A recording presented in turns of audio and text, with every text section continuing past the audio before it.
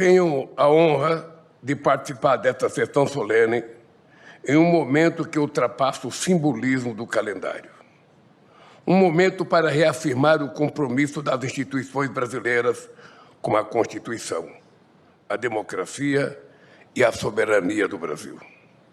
Compareço a essa solenidade com um sentimento distinto daquele que marcou minha presença nesta casa em 2023.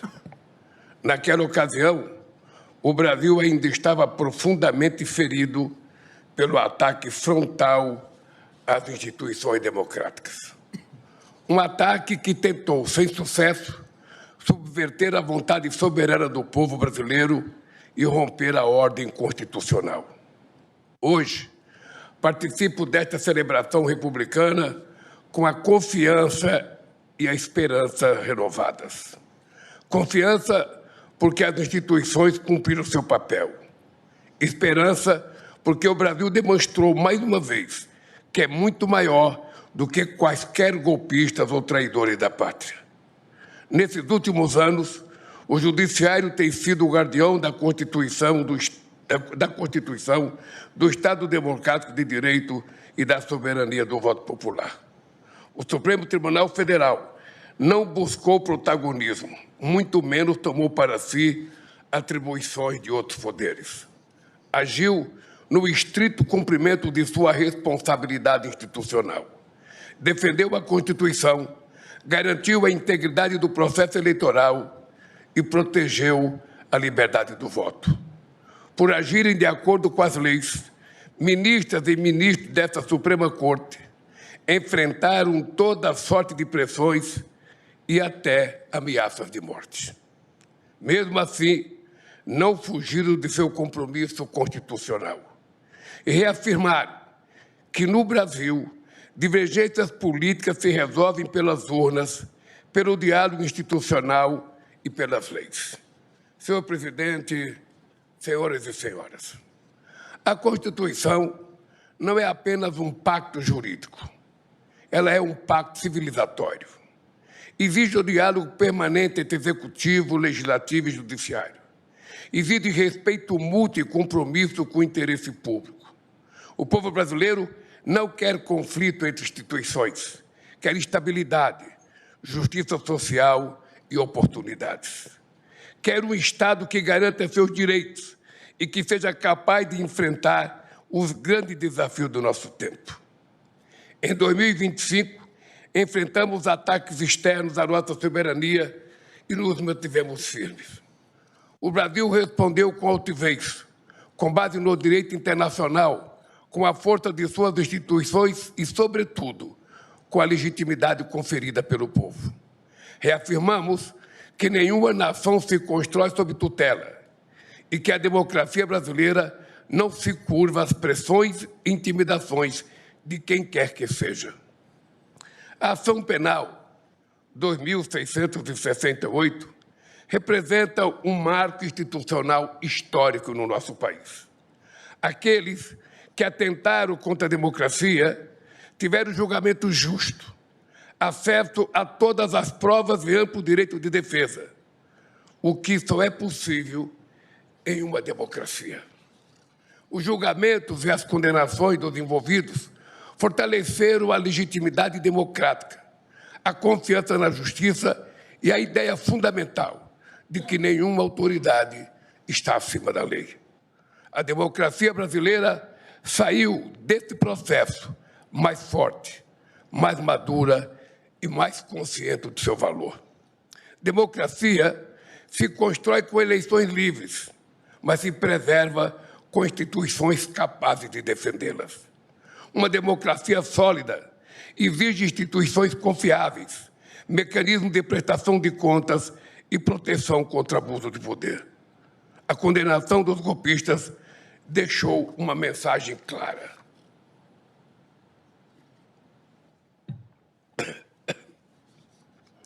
Os responsáveis por qualquer futura tentativa de ruptura democrática serão punidos outra vez com o rigor da lei. Deixou também uma lição. A democracia não é uma fortaleza inexpugnável imune aos ataques de quem queira destruí-la. A democracia não está pronta, ela está em permanente construção. E sua manutenção exige de cada uma e de cada um de nós compromisso e coragem. Duas qualidades que não nos faltam e que não faltarão em momentos decisivos da nossa história. Senhor presidente, é preciso destacar o papel da Justiça Eleitoral, sob a liderança do Tribunal Superior Eleitoral, na defesa da normalidade democrática. O TSE tem sido pilar fundamental da proteção à soberania do voto e da legitimidade do processo eleitoral. As eleições deste ano impõem enormes desafios à justiça eleitoral. Abuso de poder econômico, manipulação da opinião pública por meio do disparo criminoso de fake news, uso indevido dos recursos dos algoritmos das plataformas digitais, contratação de influenciadores em redes digitais para atacar adversários, utilização de inteligência artificial para falsificar fotografias, áudios e vídeos de qualquer pessoa, produzindo realidades paralelas, dentre outras novas armadilhas. É preciso garantir que a justiça brasileira possa fazer frente às transformações que se impõem de maneira tão veloz e sorrateira. Democracias ao redor do mundo enfrentam frequentes tentativas de manipulação da opinião pública com o uso de novas tecnologias. E uma mentira, repetida 1000 vezes, tem o poder de influir os resultados eleitorais. A pirataria eleitoral é um fenômeno mundial e o Brasil precisa estar preparado.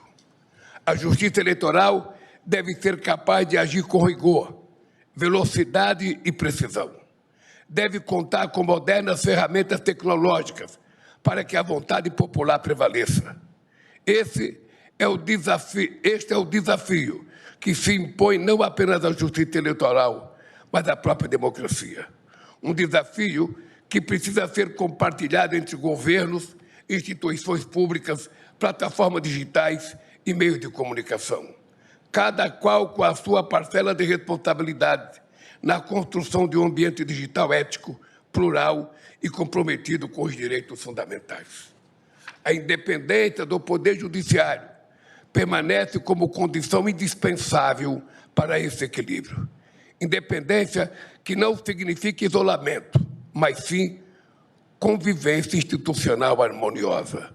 Convivência baseada no respeito recíproco e no diálogo entre os poderes, como determina a nossa Constituição. Senhor presidente, senhoras e senhores ministros e ministras, nosso governo tem se pautado pela defesa aguerrida das instituições democráticas, pelo diálogo permanente com o STF e o Conselho Nacional de Justiça, pela construção de uma agenda que concretiza os compromissos assumidos perante a nação, a exemplo da segurança pública. O Ministério da Justiça e da Segurança Pública tem avançado no enfrentamento do crime organizado, sempre com ações integradas em cooperação com governos estaduais, sem perguntar qual o partido ou a ideologia do governador. Com a Operação Carbono Oculto, o Poder Judiciário, a Polícia Federal e a Receita Federal chegaram aos mandantes do crime organizado.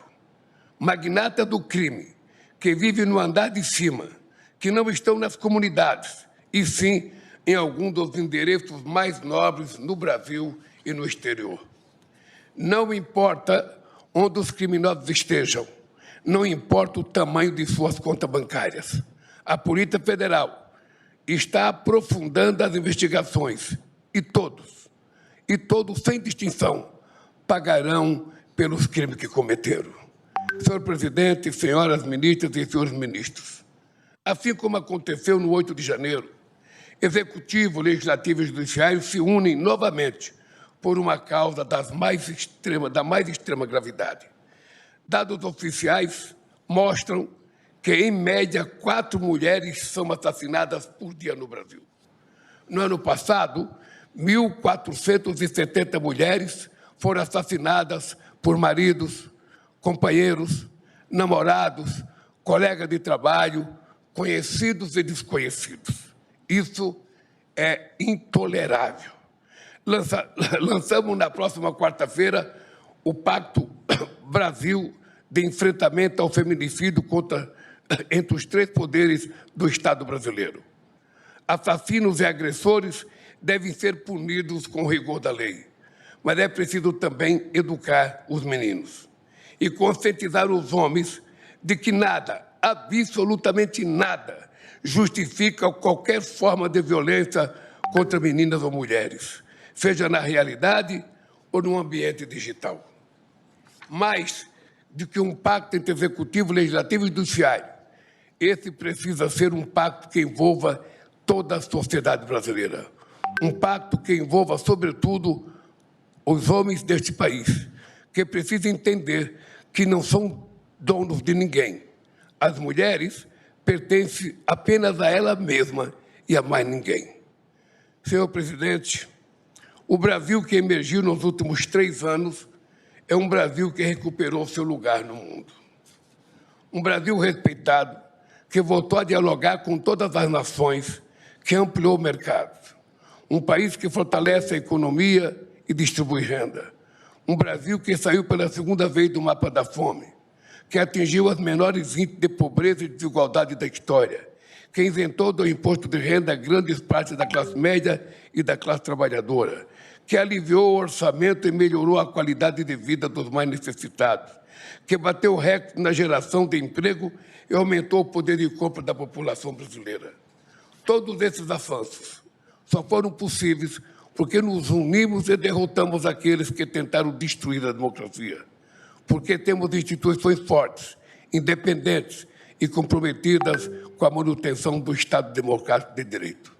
Sob a presidência do ministro Edson Fachin, o STF segue exercendo o seu papel com serenidade, firmeza e compromisso democrático.